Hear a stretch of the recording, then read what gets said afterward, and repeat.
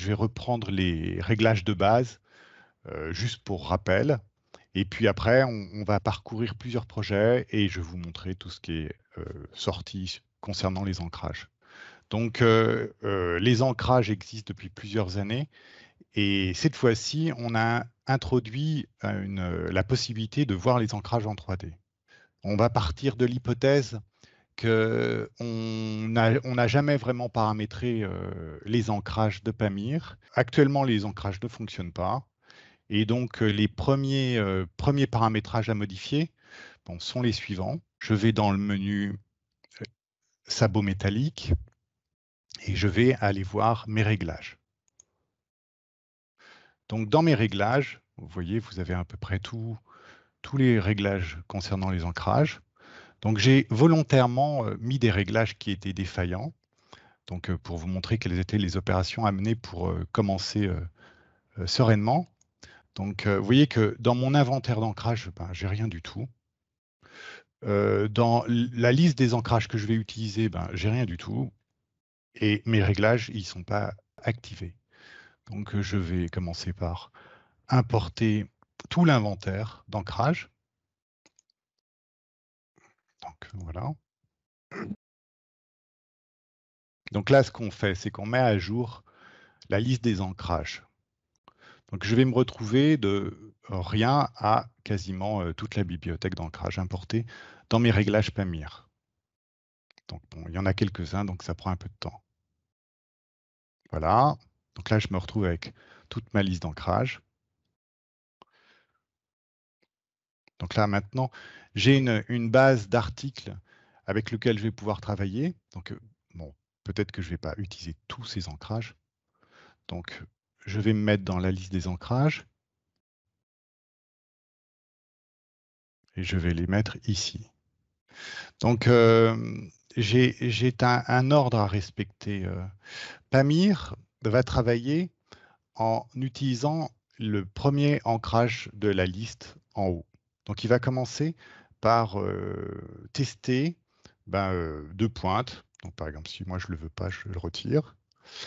Et il n'utilise plus de pointes. Je vais, par exemple, préférer mettre les AT1, AT2 en premier.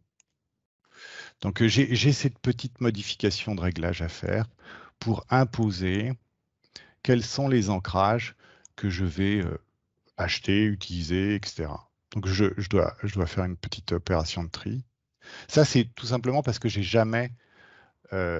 suis parti d'un cas extrême où aucun ancrage était paramétré. Généralement, quand vous installez Mitech, tout ça, c'est déjà fait. Donc, une fois que j'ai trié mes ancrages, vous voyez que, par exemple, vous avez devant certains ancrages, si je prends par exemple AT1, vous avez devant fixation, vous avez quelque chose qui est écrit entre parenthèses, c'est 8.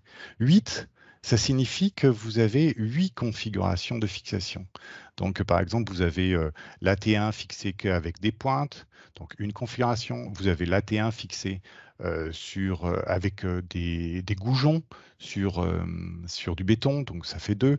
Vous avez l'AT1 où vous mettez 2 AT1 avec des pointes, 2 AT1 avec des goujons.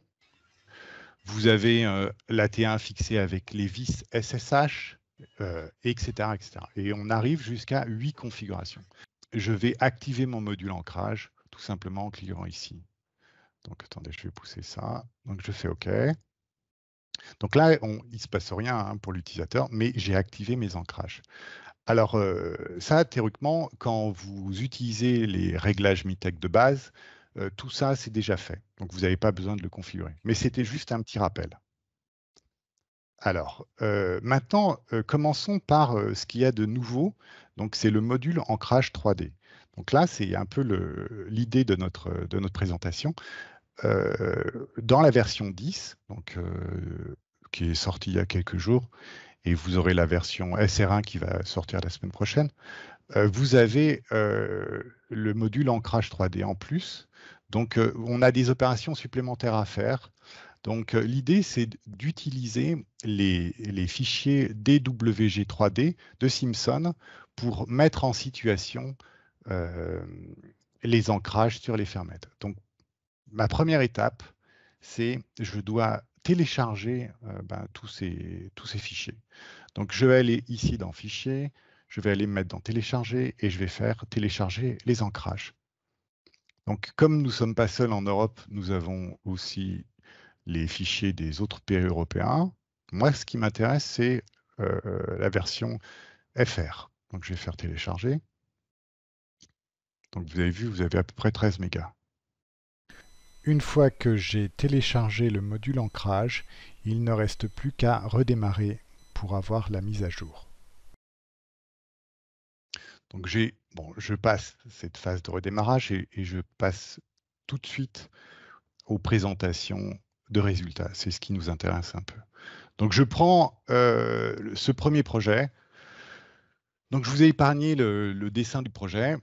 Donc j'ai calpiné les fermes et j'ai lancé le calcul.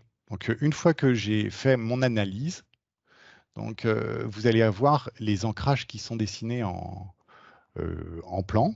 Ça, c'est rien de nouveau. Et donc, je vais pouvoir aller explorer dans ma 3D.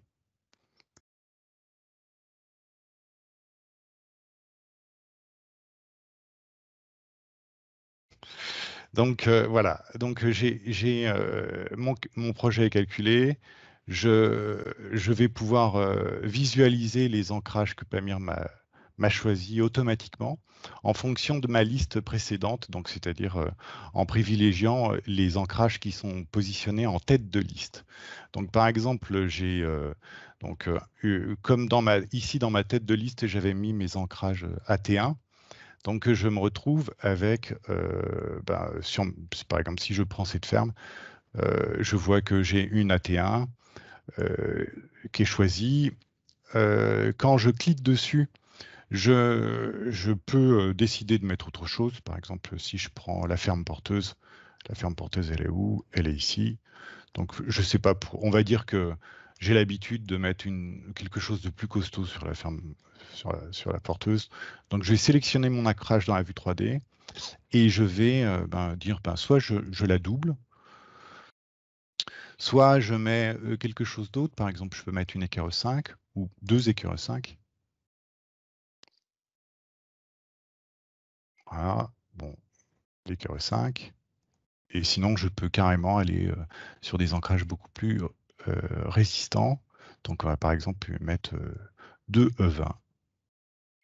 Par exemple, je m'aperçois que c'est peut-être pas la meilleure des configurations parce que je vais avoir des goujons qui vont être percés très proches du mur. Donc, si je devais imposer à cause d'un problème structurel parce que j'ai trop de soulèvement de vent, bah, peut-être que je privilégierais la pose de la sablière au milieu. Comme ça, je respecterais les bords chargés avec le goujon et le béton. Donc, autre situation, si par exemple j'arrive sur mon arrêtier, ici, bon, là j'utilise l'ancrage LA 240. Donc, je peux regarder quel autre ancrage je pourrais utiliser.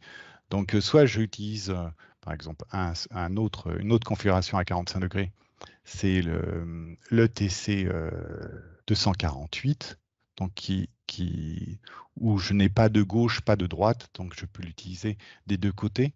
Donc c'est-à-dire que je peux, voilà.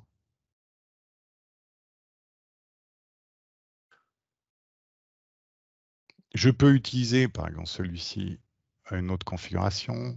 Donc vous voyez, j'ai des sabots aussi qui sont en échec. Donc là, par exemple, je m'aperçois que j'ai fait à peu près ce côté. Donc je pourrais sélectionner aussi dans ma liste sur le côté. Je vais aussi avoir les fixations de tête de croupe, hein, je vous remontre. Donc ici, par exemple, j'ai une fixation tête de croupe. Vous voyez que j'ai un message d'échec, hein. Là, il me dit que j'ai un problème d'insuffisance pour fixer l'ancrage. Donc, quand je regarde ma vue ferme, vous voyez que effectivement, le sabot, il dépasse un petit peu. Donc, je vais voir ma 3D. Donc, quand je regarde ma 3D, vous voyez que c'est l'ancrage qui s'appelle ETC 392. Et la particularité de cet ancrage, c'est que pour qu'il peut se fixer facilement sur un 97, un entrée en 36-97, mais comme il a une géométrie avec des ailes au centre, on doit utiliser un potelet un peu plus épais que ce que j'ai mis là. Donc je vais aller modifier ma ferme. Donc là, j'ai mis un potelet en 60. Donc mon ancrage, lui, pour qu'il fonctionne, je dois imposer un 97. Donc voilà, je recalcule ma ferme parce que j'ai fait une modification. Donc je fais F10.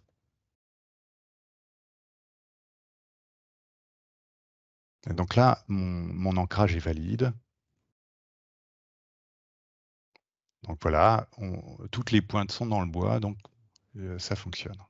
Cette visualisation 3D des ancrages, ça me permet aussi de mieux choisir mes sabots. Par exemple, ici, j'ai une ferme de pénétration porteuse.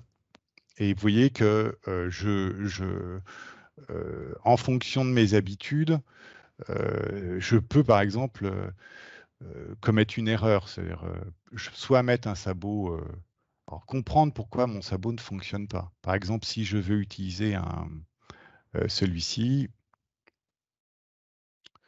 bon, donc qu'est-ce qu'il me dit? Il me dit que, que le chargement est dépassé. OK. Si par exemple je mets un sabot trop gros, donc je vais filtrer tous les 340. Donc celui-ci, il est un peu limite. Par exemple, les causes d'échec, donc vous en avez plusieurs, hein, c'est que déjà, vous voyez, votre ferme ne remplit pas, cette ferme-là ne remplit pas entièrement le sabot. Et la deuxième raison, c'est que votre entrée n'est pas suffisamment haut, en tout cas, il lui manque quelques centimètres pour pouvoir recouvrir pour dépasser l'ancrage. Parce que si je laissais cette configuration, on verrait bien que la pointe de fixation serait vraiment très, très limite au niveau du bord de mon entrée. Donc, par exemple, voilà, ça c'est... Vous avez aussi, si je reprends celui-ci, je m'attarde un peu sur ce projet, vous avez donc dans la croupe, vous avez encore des sabots de croupe. Ici, en l'occurrence, j'ai aussi utilisé le TC 392, mais dans une configuration où je fixe que 2 fermes. Là, j'étais dans la configuration où je fixe 3 fermes. Donc, on va regarder. Donc, on est ici. On est là. Donc, vous voyez, on est toujours au même système. Donc, pour que ce sabot fonctionne, alors c'est un cas un peu particulier, j'ai mis une ferme porteuse avec un petit entrée, et pour que le TC392 fonctionne, je me suis débrouillé pour déplacer mon potelet et le mettre proche de mon sabot. Donc ça vous donne ça. Donc vous voyez, ce que j'ai fait, c'est que j'ai incliné mon potelet pour que le potelet tombe au droit du sabot. Je pouvais faire une autre solution aussi. Alors, je l'ai fait sur l'autre groupe. Je vous montre. De ce côté, nous avons un problème un peu similaire. Nous avons un entrée qui est trop petit et le sabot dépasse. Donc, pour compenser et pour avoir plus de matière, nous allons ajouter un morceau de bois connecté sur le dessus.